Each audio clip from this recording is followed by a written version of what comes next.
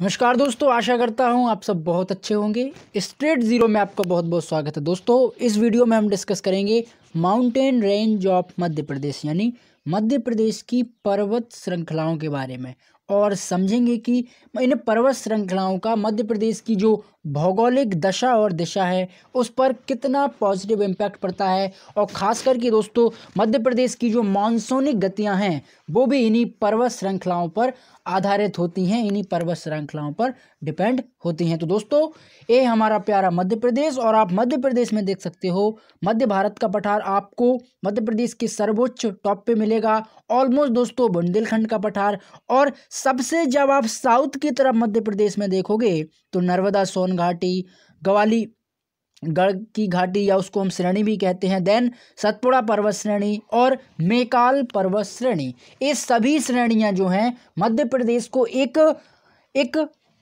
पर्वत श्रृंखला और एक पर्वत श्रेणी में बांध के रखती हैं, जिनको दोस्तों हम ऑलमोस्ट मध्य प्रदेश की उन घाटियां, उन माउंटेन्स में ऐड करते हैं जो कि किसी भी राज्य में या किसी भी देश में उपस्थित होने वाले सभी जो पर्वत श्रृंखला या पर्वत घाटियां होती हैं वो उस राज्य की या देश की दशा और दिशा दोनों को निर्धारित करते हैं। देन दोस्तों, आप यहाँ पे देख सकते हो, ये है आरावली पर्वत, जो कि ऑलमोस्ट सबसे ज़्यादा जो आपको एक मानसूनिक गतिविधियां हैं इस पर काफ़ी यहाँ पे डिपेंड होती हैं, जिससे मध्य जो भारत है उसमें यहाँ पे आपको मानसूनिक गतिविधियों के कुछ यहाँ पे जो बेसिक स्ट्रक्चर हैं वो आपको नज़र आ रहे होंगे।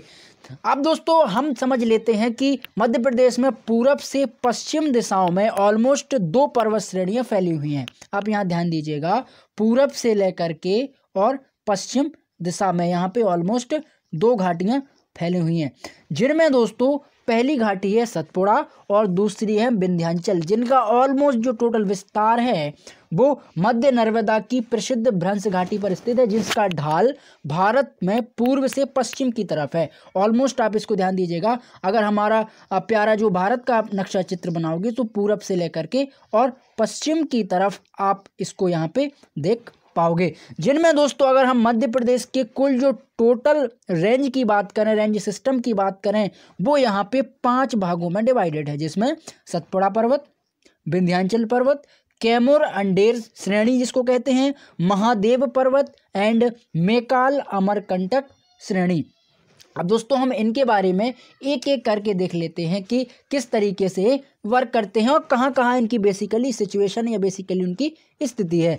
तो मध्य प्रदेश का निर्माण आप सभी दोस्तों जानते हो कि धारवाड़ क्रम की चट्टानें होती हैं, उनसे ज़्यादातर वहाँ पे ज्योग्राफिकल जो फॉर्मेशन है वो यहाँ पे हुआ है। अब चट्टानें ऑलमोस्ट धारवाड़ क्रम की, कोटप्पा क्रम की, विंध्यन क्रम की, इन चट्टानों के बारे में आपने इनका नाम ज़रूर सुना होगा और आगे भी हम इसके बारे में देखेंगे। देन दोस्तों, बालाघाट की जो चिपली श्रेणियाँ हैं और छिंदवाड़ा के जो सेंसर श्रेणियाँ हैं, सोंगर श्रेणियाँ हैं, उनमें खास करके बुंदेलखंड के मध्य जो बिजावर की श्रेणी शामिल है, जो कि जहाँ पे जीवाश्म में ऑलमोस्ट देखने को नहीं मिलते।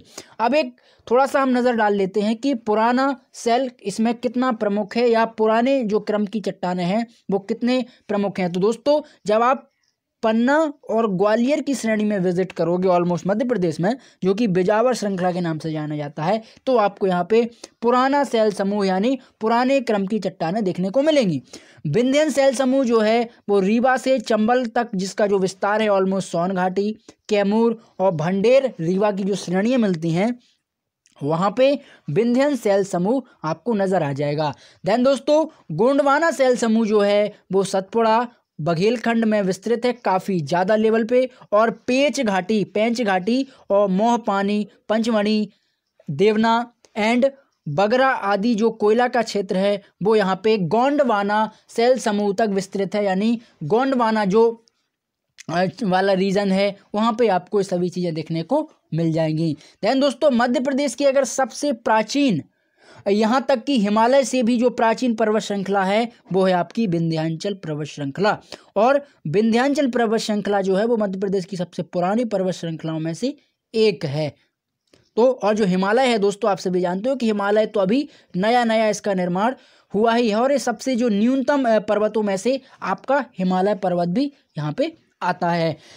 नेक्स्ट दोस्तों हम देख लेते हैं कि महाकल्प की चट्टानें जो हैं वो मध्य प्रदेश में कहाँ एग्जिस्ट करती हैं। तो विंध्यन का जो डक्कन ट्रैप है, विंध्यन रेंज का जो डक्कन ट्रैप है, वहाँ पे आपको इसका आधार महाकल्प की श्रेणी में होते हुए नजर आ जाएगा। देन दोस्तों बुंदेलखंड को गुलाबी ग्रेनाइट चट्टानें, बुंदेलखंड में ज़्यादातर गुलाबी ग्रेनाइट की चट्टानें आपको देखने को मिल जाएंगी, और उसी का नज़रिया या उसी की जो गुलाबी क्रम की जो ग्रेनाइट की चट्टानें हैं उनका जो आपको मुख्य जो आपको नज़र आता है देखने में, तो आप यहाँ पे देख सकते हो कि खजुराहो के मंदिर का जो निर्माण हुआ है वो ऑलमोस्ट इन्हीं चट्टानों से मिलकर हुआ है, जिनमें दोस्तों नीस, सिल और डाइक भी इन चट्टानों में यहाँ पे शामिल है। ये चट्टानों के प्रकार हैं निस, सिल, डाइक क्रम की जो चट्टानें हैं ये उसी से ऑलमोस्ट निर्मित हैं। अब हम दोस्तों देख लेते हैं सतपुड़ा रेंज के बारे में कि सतपुड़ा जो पर्वत श्रृंखला है वो कहाँ कहाँ इनका विस्तार है और किस किस लेवल पर इसका ज़्यादातर जो विस्तृत रूप है वो हमें नज़र आता है। तो सतपुड़ा रेंज जो है इसका बहुत बड़ा जो बीच का भाग है उसको हम महादेव पर्वत के नाम से भी इसको जानते हैं। देन दोस्तों महादेव पर्वत का विस्तार जो है मध्य प्रदेश के ऑलमोस्ट 4 से 5 डिस्ट्रिक्ट में है, जैसे होशंगाबाद, छिंदवाड़ा, नरसिंहपुर और सिवनी जैसे जिलों में इसका काफ़ी बड़ा विस्तार है। इसकी ऊंचाई की अगर हम बात करें तो महादेव पर्वत श्रृंखला की सबसे ऊंची चोटी को कहते हैं हम धूपगढ़।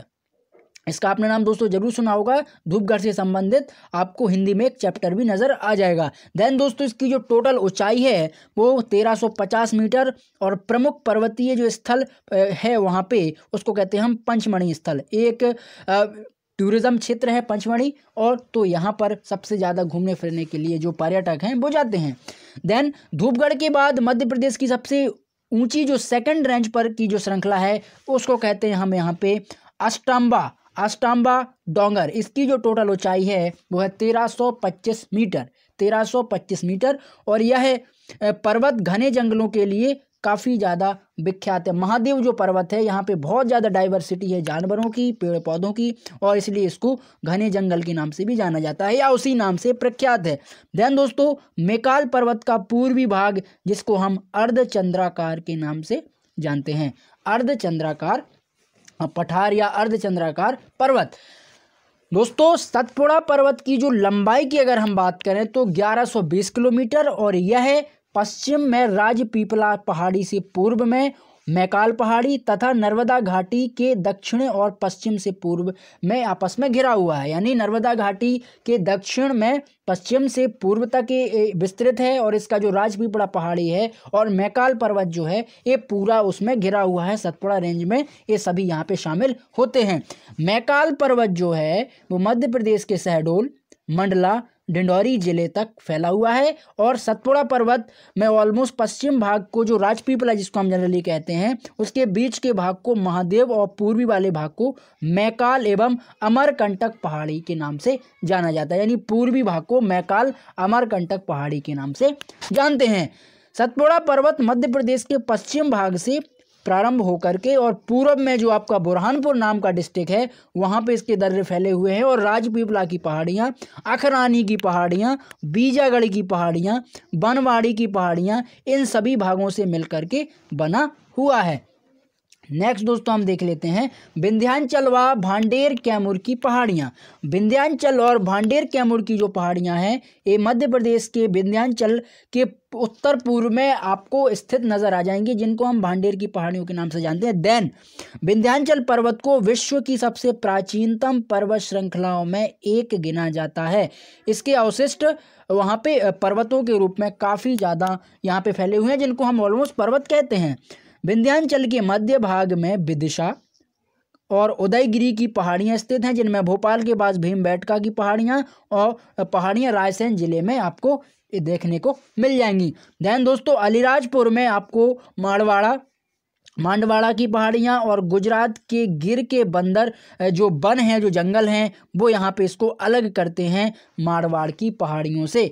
देन विंध्याचल पर्वत की जो औसत ऊंचाई है, एक औसत ऊंचाई की बात करें तो 457 से 610 मीटर की रेंज में इसकी जो लंबाई है, जो ऊंचाई है, वो यहाँ पे नज़र आती है। देन दोस्तों विंध्याचल पर्वत श्रृंखला जो पठार है जनरली वो यहाँ पे मालवा के पठार से यहाँ पे प्रारंभ होकर के और उत्तर भारत के दक्षिण भारत से यहाँ पे अलग करता है। अगर उत्तर भारत और दक्षिण भारत को दोस्तों बांटना हो तो सबसे ज़्यादा जो प्रमुखतम जो लाइन नज़र आती है या समझ में आती है तो विंध्याचल पर्वत का मालवा वाला पठार रीजन। देन दोस्तों यमुना नदी की सहायक नदियों भी इसी पठार से होकर के बहती हैं, जो कि सबसे ऊंची चोटी अगरू ऋषि का सिद्ध बाबा है। यहाँ पे इसको आप नोट कर लीजिएगा, अगरू ऋषि का सिद्ध बाबा है सबसे यहाँ पे ऊंची चोटी विंध्याचल रेंज की। देन दोस्तों दतिया जिले में यह स्थित है अगरू ऋषि, जिसको हम सिद्ध बाबा के नाम से जानते हैं। विंध्याचल पर्वत के पश्चिम में लाबा रहित भंडेर और पूर्व में कैमूर की पहाड़ियाँ स्थित हैं, जो कि मांडू जाना पाओगी पहाड़ियाँ बांचू पॉइंट की दर्शनीय स्थान है। जो बांचू पॉइंट है ये भी एक दर्शनीय स्थान है, यानी यहाँ पे भी काफ़ी ज़्यादा टूरिज्म, काफ़ी ज़्यादा अट्रैक्शन नज़र आता है। विंध्याचल पर्वत का विस्तार पश्चिम में गुजरात और गुजरात के बड़ौदा तक और पूर्व में इलाहाबाद तक, उत्तर प्रदेश के इलाहाबाद तक, जिसको हम प्रयागराज के नाम से जानते हैं, वो वहाँ तक फैला हुआ है। तो दोस्तों आशा करता हूँ आप इसे ज़रूर समझे होंगे। अगर आपको वीडियो पसंद आया है तो ज़रूर चैनल को सब्सक्राइब करें, फ्रेंड्स के साथ भी आप शेयर कर सकते हो। Thank you.